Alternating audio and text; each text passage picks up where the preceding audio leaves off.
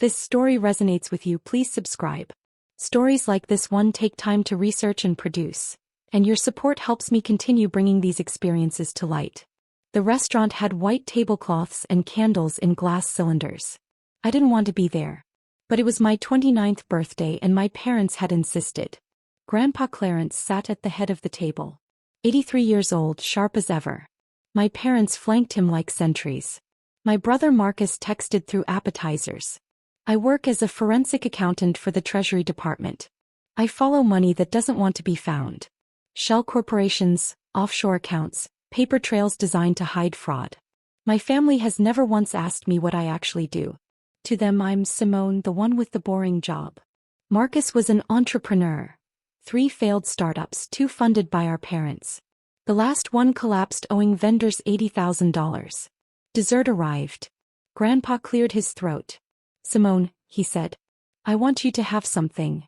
He reached into his blazer pocket and pulled out an envelope. Not a card.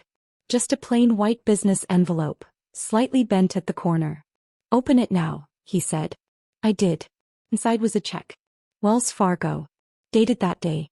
Pay to the order of Simone Garrett. Amount, $500,000. I stared at it. The number didn't make sense at first. Not because it was unbelievable. Grandpa had done well in commercial real estate, everyone knew that. But because I wasn't expecting it. Grandpa, I started. He held up a hand. You don't owe me anything, Simone. You never asked for a dime. You worked for everything you have. I've watched you. This is yours. Do something good with it. My mother's fork hit her plate. The sound was small, but in that moment it felt like a gunshot. Dad, she said. We should discuss this. There's nothing to discuss, Linda, Grandpa said. It's done. My father's jaw tightened. Marcus finally looked up from his phone. The waiter appeared with the check.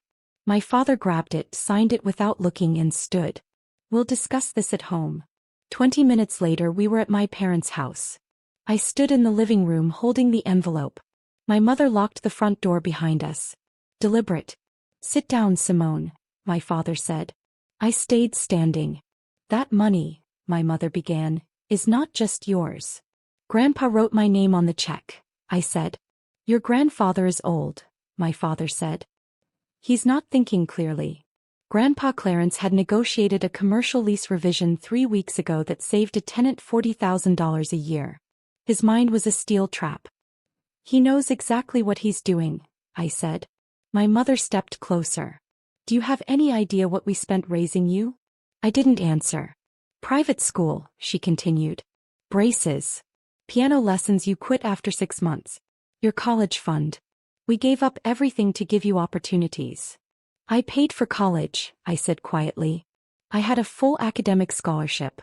You didn't pay a dime. My mother's face flushed. We paid for your living expenses. I lived in the dorms. I had a meal plan. I worked in the library for spending money. My father cut in. You owe us, Simone. We are your parents. We fed you. We clothed you. We put a roof over your head for 18 years. That's called being a parent, I said. You don't get retroactive billing. Retroactive billing, my mother said slowly, like she was tasting the words. You want to talk numbers? Fine. Let's talk numbers.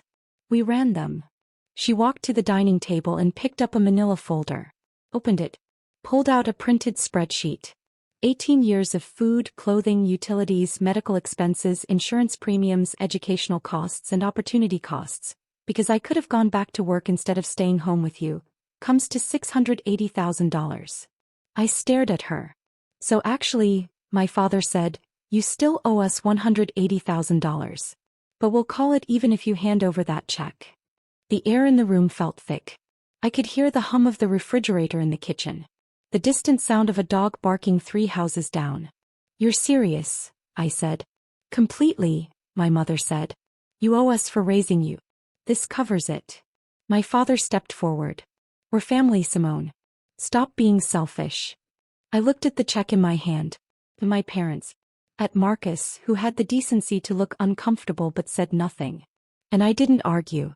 Because 3 days earlier I had called my attorney. Her name was Vanessa Chin. Estate law and financial elder exploitation specialist. When Grandpa had called me the week before to tell me he was giving me something significant, I'd called her for advice. She'd been clear. If your parents try to claim the gift was a mistake, document everything. Record if you can. Now I pulled out my phone. What are you doing? My mother asked. Texting Grandpa, I said. Letting him know I got home safe. I wasn't texting Grandpa. I was texting Vanessa. Asterisk, they're demanding the check. Claiming I owe them $680,000 for raising me. Locked the door. Do I record? Asterisk. Her reply came in 10 seconds. Asterisk, yes. Audio is one-party consent in your state. Do it now. Asterisk. I opened the voice memo app. Hit record. Slid the phone into my jacket pocket. Put the phone away, my father said. It's away, I said. Now tell me again. You think I owe you money for being your daughter? My mother's eyes narrowed. Don't twist this, Simone. We gave you everything. You gave me what parents are supposed to give their children, I said. That's not a loan. That's not an investment. That's basic human responsibility. We could have given you up for adoption, my mother snapped. The words hung in the air. Marcus stood up. Mom. No, my mother said. She needs to hear this. We made sacrifices. Real sacrifices. I gave up my career. Your father worked 60-hour weeks. We did that for you. And now you're standing here acting like we're criminals for asking for what we're owed. You're not owed anything, I said. My father's voice went cold. Then we'll contest the gift. We'll tell the probate court your grandfather has diminished capacity. We'll tie that money up in litigation for years. Grandpa isn't dead, I said. He's 83, my father said. How much longer do you think he has? I felt something inside me go very still. Wow, I said softly. My mother grabbed my arm. Simone, don't make this harder than it has to be. Just endorse the check. Sign it over to us. We'll deposit it and this whole thing goes away. And if I don't? My father smiled. It wasn't a kind smile. Then we make things very difficult for you. We know your landlord, Simone. We know people at your office. You don't want us making phone calls. I looked at him. At my mother. At Marcus, who still said nothing. And I pulled my phone back out. This time I didn't hide what I was doing. I opened my banking app. Pulled up mobile deposit. Endorsed the check. Asterisk for deposit only. Simone Garrett. Asterisk photographed the front. Photographed the back. Hit submit. What did you just do? My mother whispered. I deposited my inheritance, I said. Into my account. Where it belongs. My father lunged forward. I stepped back. He stopped. You just made a very big mistake, he said. No, I said. I really didn't. I walked to the door. Unlocked it. Opened it. You'll regret this, my mother called after me. I didn't look back. The lawsuit arrived 6 days later. They were suing me for the $500,000. And suing Grandpa for undue influence and diminished capacity. I called Vanessa. They actually did it, she said. Can they win? No, she said. But I need you to do something for me. What? Get them to sign something. 2 weeks later, my parents' attorney proposed mediation. Split the money 50-50. Vanessa countered. My client keeps all $500,000. Your clients drop the lawsuit and sign they'll make no further claims. The attorney laughed. That's surrender, not settlement. It's the only offer you're getting, Vanessa said. We went to mediation anyway. My parents sat on one side with their attorney, Ron Vickers. Vanessa and I sat on the other. The mediator was retired Judge Holloway. My mother started immediately. Your Honor. Just Mr. Holloway, he said. Mr. Holloway, my mother corrected. We are here because our daughter has taken advantage of her elderly grandfather. Vanessa slid a document across the table. This is a notarized letter from Clarence Garrett's personal physician, Dr. Raymond Moss, dated 1 week ago. It confirms that Mr. Garrett has full cognitive capacity and is not experiencing any diminished mental function. Vickers picked it up. Read it. Set it down. That doesn't address the undue influence claim, he said. You're right, Vanessa said. Let's address that. Simone, how many times did you ask your grandfather for money in the last 5 years? Never, I said. How many times did you suggest he give you a gift of any kind? Never. How many times did you discuss his estate planning with him? Never. Vanessa looked at Vickers. Undue influence requires proof that Simone pressured, manipulated, or coerced Mr. Garrett. You have no evidence of that because it didn't happen.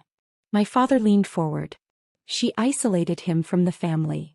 I had dinner with Grandpa once a month, I said. You saw him twice a year. Christmas and his birthday. My mother's face went red. That's not true. Vanessa slid another document across the table. Clarence Garrett's calendar for the last 18 months. Documented in his own handwriting. 12 dinners with Simone. 4 dinners with Linda and Robert. Would you like to revise your statement, Mrs. Garrett? The room went quiet. Holloway cleared his throat.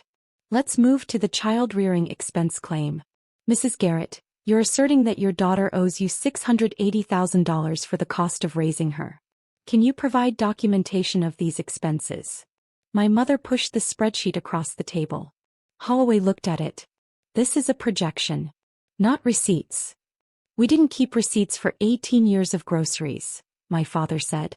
Then you have no proof, Holloway said simply. Vickers jumped in. Your Honor, Mr. Holloway, the principle stands. Parents are entitled to reimbursement for. No, Vanessa said. They're not. Not under Washington state law. Not under federal law. Not under any law in this country. Parents are required to provide for their minor children. That obligation does not create a debt. She pulled out a printed case file. Johnson v. Johnson, 1997. Ninth Circuit. Quote, the voluntary assumption of parental responsibility does not create an enforceable financial obligation on the part of the child. Same ruling in 3 separate cases. Vickers said nothing. So, Vanessa continued, unless you're prepared to argue that the Ninth Circuit got it wrong 3 times, I suggest we move on. My mother stood up. This is ridiculous. She owes us. Sit down, Mrs. Garrett, Holloway said quietly. She sat. Vanessa reached into her briefcase. There's one more thing we need to discuss. She pulled out a small digital recorder. Set it on the table. On the night of March 15th, she said, Simone's parents locked her in their home and demanded she turn over the $500,000 check. They claimed she owed them money for being raised. They threatened to interfere with her employment and housing if she refused. Washington is a one-party consent state. Simone recorded the conversation. She pressed play. My mother's voice came through the speaker. Asterisk, you owe us for raising you. This covers it. My father's voice. Asterisk, we'll tell the probate court your grandfather has diminished capacity. My mother again. Asterisk, we know your landlord. We know people at your office. You don't want us making phone calls. Vanessa stopped the recording. That, she said, is attempted extortion. It's also financial coercion. Both of which are criminal offenses in Washington state. Vickers went pale. My father started to speak. Vickers put a hand on his arm. Don't. Vanessa leaned forward. Here's what's going to happen. Your clients are going to drop this lawsuit. They're going to sign a binding agreement that they will never make financial claims against Simone or Clarence Garrett again. They're going to leave this office and they're going to leave Simone alone. And if we don't? My mother asked. Vanessa picked up the recorder.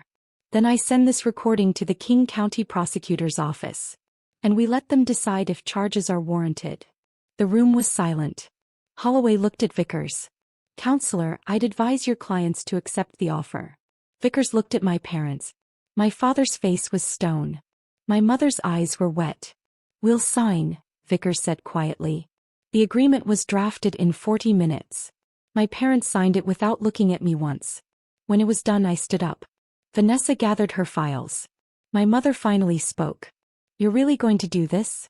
You're going to throw away your family over money? I looked at her. You demanded I give you $500,000 and threatened me when I said no. I didn't throw away this family. You did. We raised you, she said. Yes, I said. You did. And for 18 years I didn't get a choice. But I'm 29 now. And I get to choose who I keep in my life. I walked out. Vanessa followed me. In the hallway she turned to me. You okay? I will be, I said. For what it's worth, she said, you handled that perfectly. I had a good attorney, I said. She smiled. You also had a voice recorder and the guts to use it. Most people freeze. I dissect fraud for a living, I said. This was just fraud that happened to be wearing my mother's face.